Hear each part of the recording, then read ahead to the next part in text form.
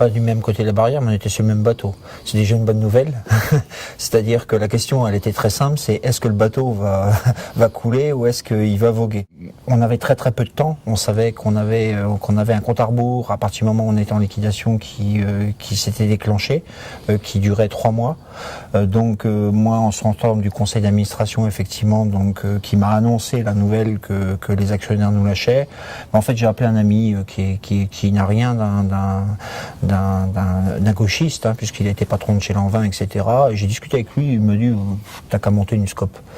Et donc, en fait, j'étais à Londres, et donc je me suis dit pourquoi il me dit ça, je comprends pas. Et donc, en fait, l'histoire a démarré en fait comme ça. Quand je suis arrivé à Paris, j'ai tapé sur Internet, j'ai vu SCOP, oui, tiens, bon, pourquoi pas. J'ai passé un coup de fil à la directrice régionale, qui m'a dit qu'est-ce que vous voulez? J'ai dit voilà, j'ai une société, on est grosso modo, il y a un business plan avec 75 personnes, 70 personnes on va dire, il y a 1 million d'euros à trouver, il y a moins de 3 mois, est-ce que vous pensez que c'est jouable? Et donc à l'époque elle m'a dit écoutez, venez me voir avec un maximum de monde. Donc Jean-Pierre à l'époque était syndicaliste, délégué du comité entreprise, particulièrement impliqué effectivement puisqu'on était en droit d'alerte, etc.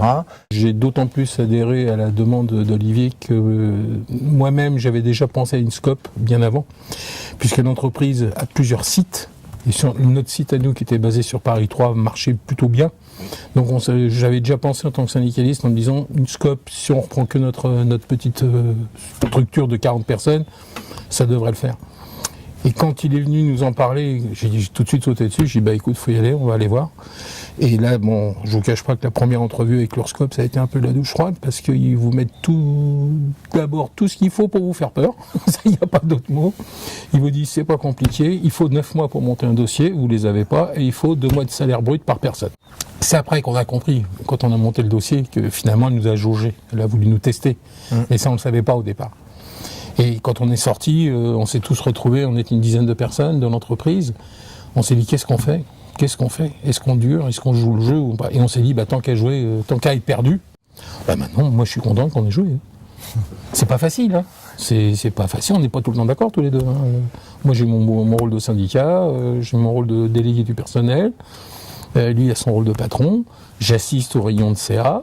Je pense que ce qui est important de dire quand même, et maintenant, c'est déjà premièrement, on est très fiers d'avoir remboursé tout ce qu'on avait levé comme fonds, c'est-à-dire qu'aujourd'hui l'entreprise nous appartient intégralement, qu'aujourd'hui on a créé 9 emplois quand même depuis leur démarrage, donc ce qui est quand même en 4 ans, alors c'est sûr c'est pas des croissances phénoménales à 3 chiffres, mais enfin en tous les cas on en est très fiers, et là aujourd'hui la société est assise, elle est pérenne. Elle a un fonds de commerce, elle a évolué, et on continue à évoluer. Elle a une structure, une organisation, un business plan à moyen terme, à long terme. Donc tous les ingrédients normalement pour que ça dure. Voilà.